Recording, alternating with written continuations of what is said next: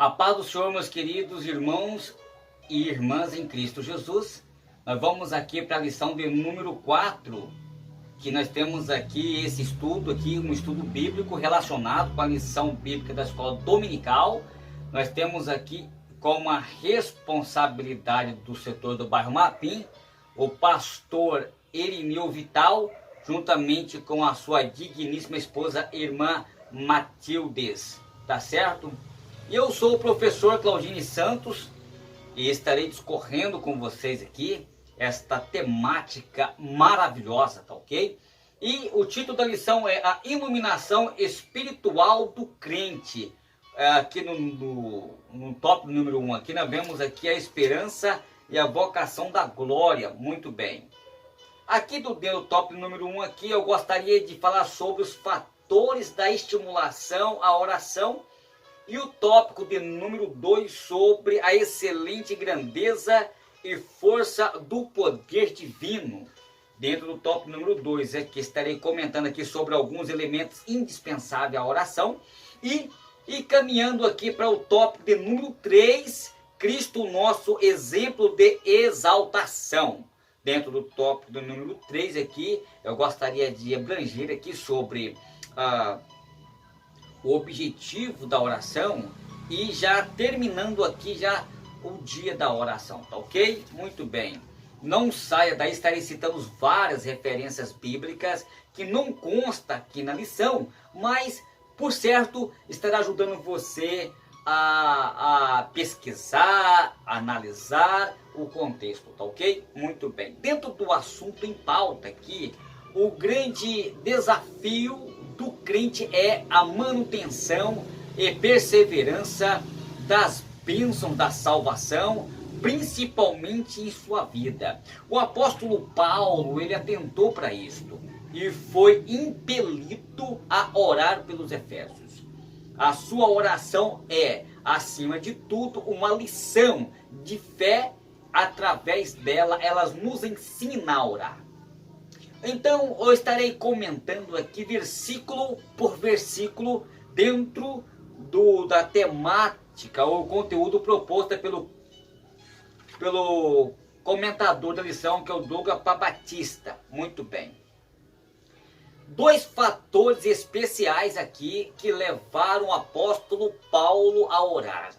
Não apenas assim como uma devoção, mas com a palavra do seu próprio ser, do seu próprio coração, as quais têm um ensino doutrinário com profundas verdades espirituais. Então, aqui estarei comentando aqui sobre os fatores que estimulam a oração, tá ok? Então, a fé do crente, ou seja, no versículo 15, Paulo, ele estava radiante, Paulo escrever essa epístola. Ele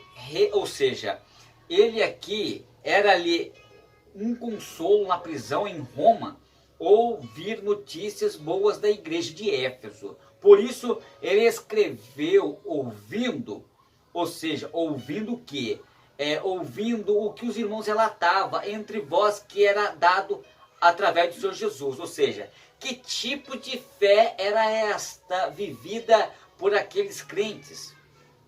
O contexto histórico da epístola indica que, a despeito das prisões da vida idólatra daquela cidade, ela mantinha sua fidelidade ao evangelho que Paulo havia recebido. A fé assim então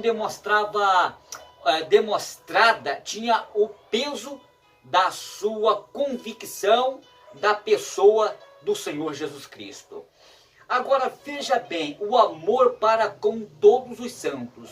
O versículo 15 aqui, dizendo, trata-se do verso 15 aqui, o amor de Deus demonstrado pelos Efésios, no original, é o amor ágape. E é o termo que aparece aqui através do Novo Testamento, referente a um sublime, incomparável amor de Deus. Ou seja, é o amor que não nega sacrifício por aqueles a quem amamos. A igreja de Corinto, o apóstolo então ele desenvolve uma doutrina do amor dinâmico de Deus aliado à fé e à esperança, e assim manifesta-se na vida do crente, como está em 1 Coríntios, no capítulo 13, e do verso 1 ao verso 3. O exercício da fé em Cristo é demonstrada em amor, praticado e também experimentado e compartilhando e vivido plenamente. Por isso a fé, ela sem as obras, ela é morta, como está em Tiago, no capítulo 2, do versículo 14 ao verso 18. Muito bem. Então, eu gostaria de falar aqui sobre os elementos indispensáveis à fé. Quando nós observamos aqui sobre, já caminhando aqui para o tópico de número 2, o interessante é que a constância na oração. As palavras nos versos 16 mostra que Paulo levava muito a sério a prática da oração. Ele orava com liberdade, no espírito e sem cessar. Como está em Romanos, no capítulo 12, verso 12, como também está em Efésios, no capítulo 5, verso 18, como também observamos em Colossenses, no capítulo 4, versículo 2, e nós vamos aqui para 1 Tessalonicenses, no capítulo 5, verso 17. Então devemos em tempo e fora de tempo, oremos sempre, porque esse é o canal de comunicação que temos nós com o nosso Pai Eterno. Muito bem, então a gratidão com ações de graça. No verso de número 16, a oração na sua essência e prática requer antes de tudo a ação de graça. A relação entre Deus e o crente através da oração, ela já é a razão suficiente para que essa ação de graça, ou seja, uma vez que essa relação só é possível mediante a reconciliação que Jesus ele efetua, como está em Romanos, no capítulo 10, do verso de número, no capítulo 5, melhor dizendo, tá ok? E do versículo 10 aos 11, em 2 Coríntios, no capítulo 5, verso 18. Então, o texto inicial da epístola, o apóstolo afirma que fomos abençoados com todas as bênçãos espirituais em Cristo Jesus, como está em Efésios, no capítulo 1, do verso 3. Isto deve nos mover a sermos gratos a Deus para todo sempre com ação de graça. Porém, as ações de graça de Paulo relacionam-se com a igreja de Éfeso, por vós. Ou seja, devemos então ser sempre gratos a Deus, não só apenas pelas bênçãos pessoais de eles ter recebidas, mas também por nosso Senhor, batalhadores por uma fé, tanto quanto essa nossa gratidão deve ser contínua e perseverante para nós termos sucesso, tá ok? Muito bem. A intercessão é uma atitude edificada na oração. No verso 16 e no verso 17, aqui vários homens e mulheres da Bíblia foram intercessores exemplares, mas ninguém foi mais tão livre dessa forma de oração que Jesus. Como está em Lucas, no capítulo 19, e do versículo 10 ao 41, como também está em João, no capítulo 17, e no versículo 6 e o 26, tá ok? E voltando aqui para Lucas, no capítulo 22, do verso 32, a intercessão diante do Senhor é uma forma de oração que precisa ser despertada e exercida em nossos dias. A vida cotidiana da igreja, todos os crentes precisam mutualmente um dos outros de uma intercessão, pois ela extingue o egoísmo e o individualismo, né? Tá certo? Muito bem. Aqui nós vamos observar aqui as pessoas, ainda caminhando aqui já para o tópico número 3, eu gostaria de falar aqui sobre alguns objetivos da oração, né? O interessante é que nós podemos notar aqui é que a oração ela sempre foi uma ferramenta insubstituível. Pode ter certeza disso, eu não tenho dúvida, tá certo? Continuando aqui no tópico número 3, eu quero fazer um resumo aqui, tanto com importante aqui do tópico número 3. No versículo 17 e 18, o apóstolo, ele apresenta os objetivos da sua intercessão pelos crentes de Efésios. Ele começa então com uma ordem insensível, ou seja, e direto ao assunto sem exceção, ao Deus de nosso Senhor Jesus Cristo, o Pai da glória, como está aí no verso 17. Ter o espírito de sabedoria, no verso 17, o sentido da palavra espírito aqui é qualitativo e impessoal, e não se refere à pessoa do Espírito Santo ou qualquer outro espírito. É sim uma qualidade que o Espírito é capaz de realizar. Paulo, ele pediu que Deus, pelo seu Espírito, ampliasse a capacidade dos efésios de ver e de entender as coisas espirituais. Não se tratavam de sabedoria meramente intelectual, terrena, mas uma sabedoria espiritual que habitaria no crente a penetrar no conhecimento de Deus. Ou seja, o conhecimento espiritual que amplia a percepção das coisas que nos rodeiam, tá ok? Um dos dons do Espírito é a palavra de sabedoria, como está em 1 Coríntios, no capítulo 2, do verso 8. O Espírito de sabedoria capacita o crente a saber, a distinguir entre o certo do errado, entre o bem e do mal. O objetivo principal de Paulo era que os efésios conhecessem de profundidade o Senhor Jesus Cristo, o Salvador do Senhor e das suas vidas, tá ok? Muito bem. No verso 17 ainda, ter o espírito de revelação. A palavra revelação tem o sentido de tirar o véu, que cobre algo. Existem inúmeras coisas no mundo espiritual que não são percebidas pela mente natural. Em 1 Coríntios, no capítulo 12, do verso 14 ao 15, a revelação tirou o véu, ou seja, Jesus deslumbra a realidade. Ter o espírito de revelação significa extrapolar o que já está revelado nas Escrituras. É ser iluminado pelo Espírito Santo acerca de verdades espirituais que precisam ser conhecidas pelos crentes. Muito bem.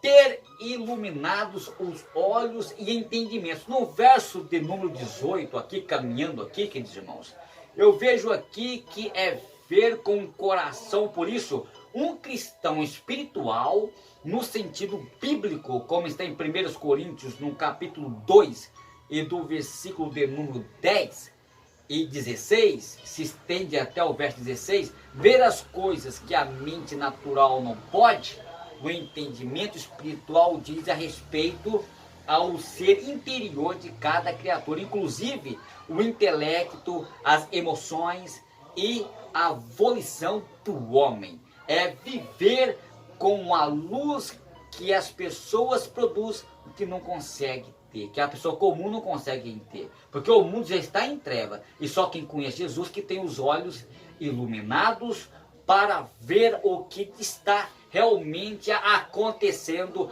ao seu redor, né? E observamos aqui em Efésios, no capítulo 5, do verso 8, também em Mateus, no capítulo 3, do verso 15, tá ok? E Romanos também Paulo enfatiza no capítulo 1 do verso 21. Muito bem. Falando aqui sobre Cristo nos exemplos de exaltação. Muito bem. Agora eu quero fechar aqui em Cristo Jesus, tá ok? Muito bem. Fechando aqui essa parte aqui do tópico número 3, indo para a conclusão. Muito bem. Garantias da oração. Depois do triunfo pleno e perfeito eterno de Cristo ali no Calvário, que garantia, certeza nós temos de nossas respostas, nossa oração? Ou seja, isto no versículo 20 ao 23 é o objetivo, é afirmativo, é relatar ou seja, a esmagadora vitória de todos, sobre todos os pecadores demonstrada na sua ressurreição, é o Cristo ressurreto e vencedor sobre todos os poderes do mal, que está a nossa certeza e vitória, inclusive na oração. No verso de número 20, Jesus ressuscitou dos mortos. Aqui no verso de número 20, o mesmo poder divino que tirou Jesus do sepulcro, ressuscitando dos mortos, é o mesmo que, livrando o pecador da morte espiritual, e coloca numa nova posição em relação a Deus. É a grandeza desse glorioso e infinito poder é vista no caminho de Deus que abriu ali no Mar Vermelho, para que Israel passasse a seco, como está em Êxodo, no capítulo 14, do verso 15 ao 26. É o mesmo poder que fechou a boca dos leões na cova em que foram colocados. Ali, como está em Daniel, no capítulo 6. E é o mesmo poder que provisionou Israel no deserto com o maná, como está em Êxodo, no capítulo 16, do verso 35. E nesse poder em Cristo está a garantia de tudo o que tem prometido ao seu povo, como está em Mateus, no capítulo 28 e do verso 18. E essa é a nossa esperança, tá ok?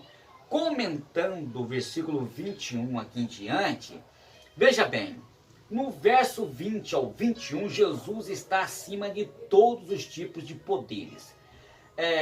Esse fato é o cumprimento de uma profecia no Salmos de número 110, do verso 1, que diz: o Senhor é o meu Senhor, assenta-te à mão direita, até que põe os seus inimigos pelos cabelos dos meus pés. O nosso Senhor Jesus está entronizado acima de todos os poderes espirituais e físicos, as designações, principados, poder, potestades, domínios. No verso 21 aqui, falam de ordens angelicais, ou seja, tanto aquelas que servem a Deus como aquelas que servem ao diabo, as quais nos céus, na terra e debaixo da terra estão sob o poder de Cristo Jesus, tá certo? Muito bem. Jesus, ele tem um nome acima de todo nome. No verso 21, no mundo dos homens e dos anjos, os seus nomes representam o que eles são. Mas Deus concedeu a Jesus um nome que é sobre todo nome. Como está em Filipenses, no capítulo 2, do verso de número 9.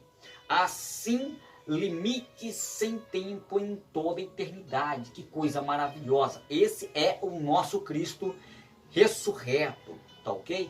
No verso 22 e 23, Jesus foi constituído como cabeça da igreja. A sua autoridade é absoluta em relação à igreja. O corpo da igreja não está separado da cabeça. Por quê? Porque a cabeça é que comanda todo o corpo. E Cristo, ele se tornou o Senhor deste corpo. Cada crente está ligado a Cristo em termos de vida e também de atividades. O verso 23 declara que a igreja é a plenitude do seu corpo, isto é, não pode haver um corpo inteligente sem uma cabeça que